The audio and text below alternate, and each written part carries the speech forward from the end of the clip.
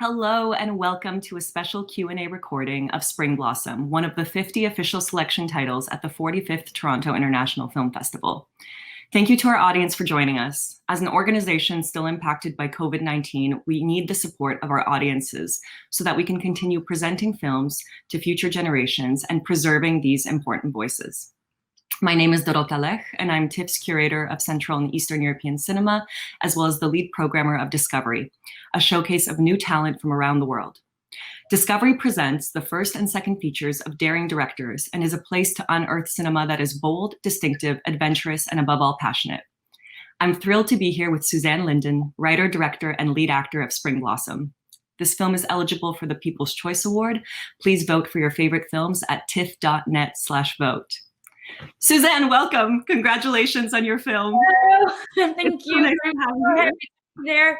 Well, virtually, but I'm so happy to be there with you.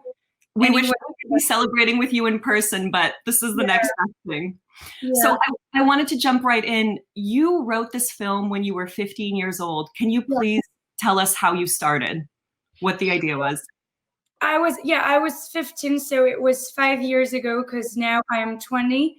And I was, this was the summer before starting high school.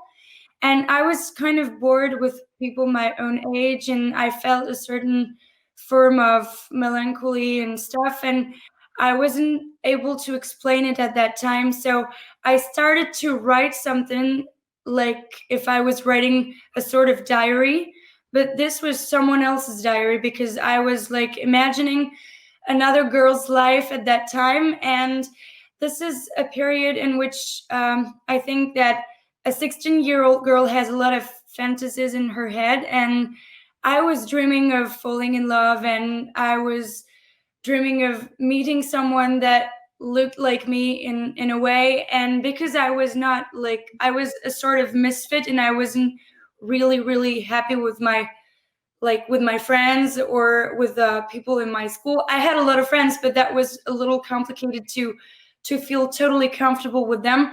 So I just started to imagine how it could be to meet someone who would be a little older than me, but who would be exactly at the same point in his life than myself. So I started to write about a love story that I would like to live, and this is how the movie started. So yeah.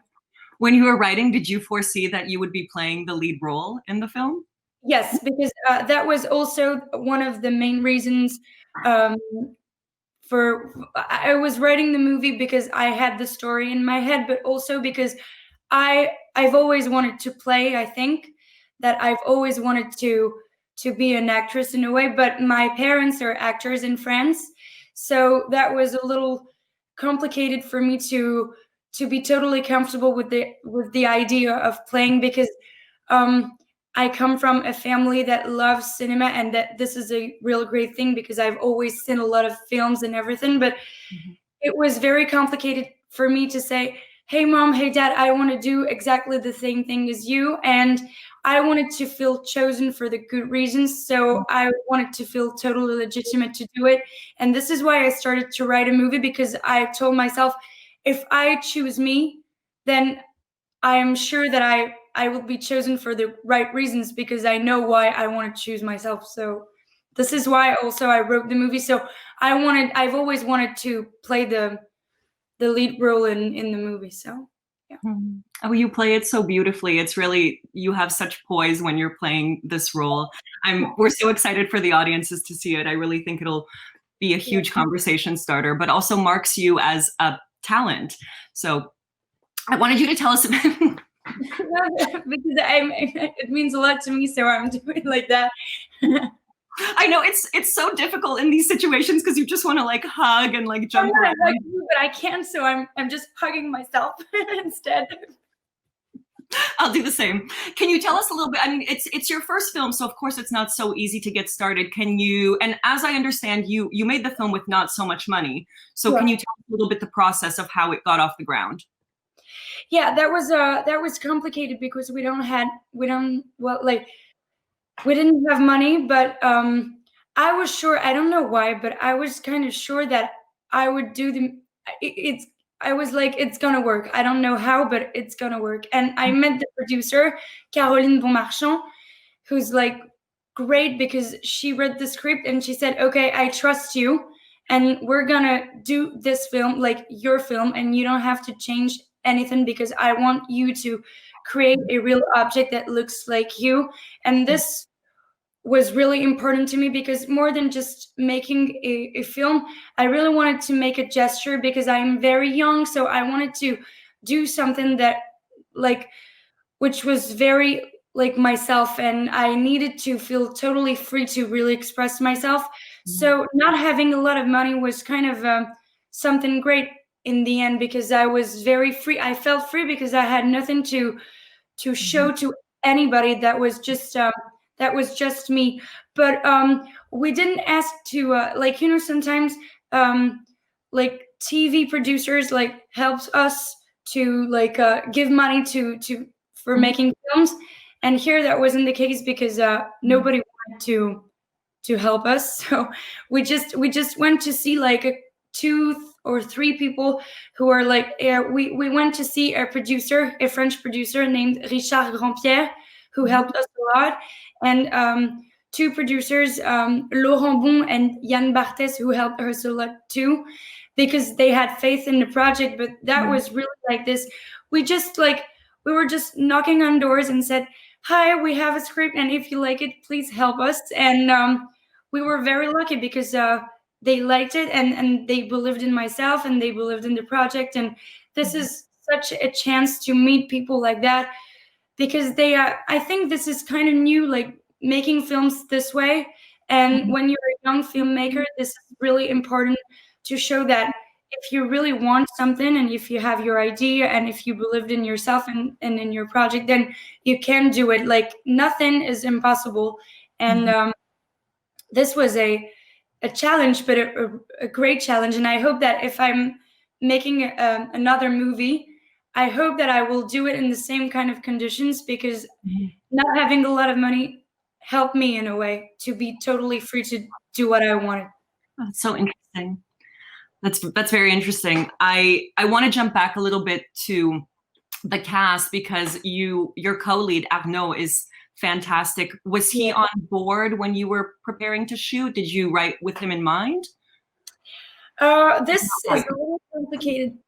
I met Arnaud. I've already wrote the movie when I met him, so this was not like for him. But I remember that I watched his movie. It's BPM, like I don't know how to say it in English. 120 battements par minute, 120 BPM. I don't know how to say it. That's but correct. Yeah, he was starring in it, and I remember that I was a little late on that movie. I didn't see it in the movies, but I was watching it at home. And when I saw Arnaud, I was like, okay, this is not really the man I am looking for, but I need him to like my script because I want him. Like, it was not really the idea I have in mind, but that was something a little different, but better than I was expected. And so I was really happy. And I remember that I texted him and I said, okay, so you don't know me. My name is Suzanne, and I wrote a script. Can I just send it to you? He was so nice. He said, yes, of course, I'm going to read it. And I was like, okay, he's going to read it. And like 2 hours later, he called me and he said, I read the script. I was like, what? But I sent it to you like 2 hours ago. And he said, yeah, and I love it and I want to do it. And I think that this was the happiest moment in my life, because the movie started to exist at that point when he said yes to do it. I started thinking that everything was possible. And so he was a part of the project when we were looking for money to make the film. So, but he wasn't a part of the writing process or everything. But he became really my team, like super, super fastly, because we became friends actually. So he was really important to me while I was doing everything to prepare the movie. And so, yeah. Your excitement is so infectious. I just like I keep forgetting what I'm going to ask you. My English, I am scared because my English is a little bad, so I hope that you understand. Okay. This is great. So when we met in person for the first time a couple of weeks ago, you told me this fantastic story of the scooter, and I was hoping you can tell it to everyone because I want to dedicate this Q&A to that man. Yeah, I want to dedicate this Q&A to the scooter guy in Paris. I don't know who is he, but okay, so in the movie there's the red scooter, and I was kind of obsessed with the idea that I wanted a red scooter, not just a scooter, but a red scooter. And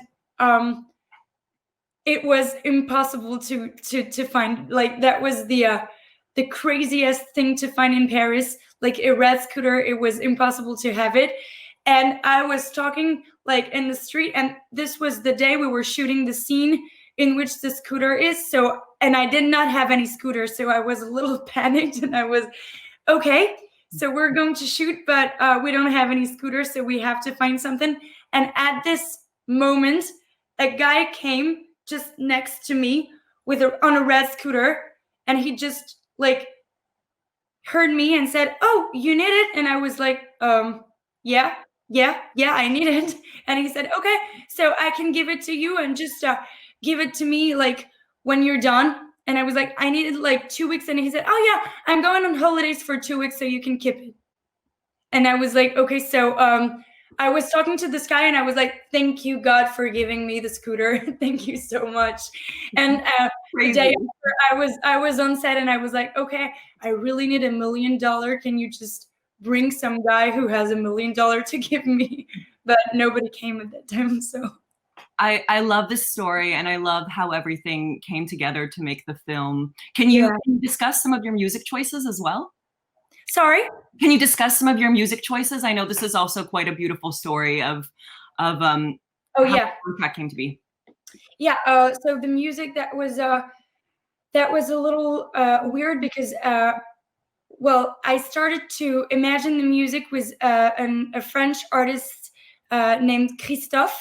Mm-hmm. And there are a lot of songs in the movie that was written by Christophe. Mm-hmm. And at the beginning, he was supposed to create like the soundtrack of the movie, but I don't know why, but I changed my mind, and I was, okay, so I need to ask Vincent Delerme. He's a really famous French artist. But I didn't know that, I didn't know if he would be okay to do it or anything. So I just called him and I said, "Hi, you don't know me. My name is Suzanne, and I just made my film, and I would like to like give the script to you so you can read it. And I don't know if you're gonna like it, but I love your music, and I really think that it could work all together." And we met, and I was supposed to give the script to him, but when I arrived at the cafe in Paris, I forgot the script at home. So I was like, oh my God, how stupid can I be? But I was just in front of him, and I was like, okay, so I'm gonna tell you the story, and I'm just like going to say that this is the story of a 16-year-old girl, blah, blah, blah. And he was super focused on the story. And I went back home, and I received a text on my phone, and that was him. And he said, "Okay, can you call me?" So I was like, okay, I'm gonna call him right away. I called him, and it didn't answer. He called me back.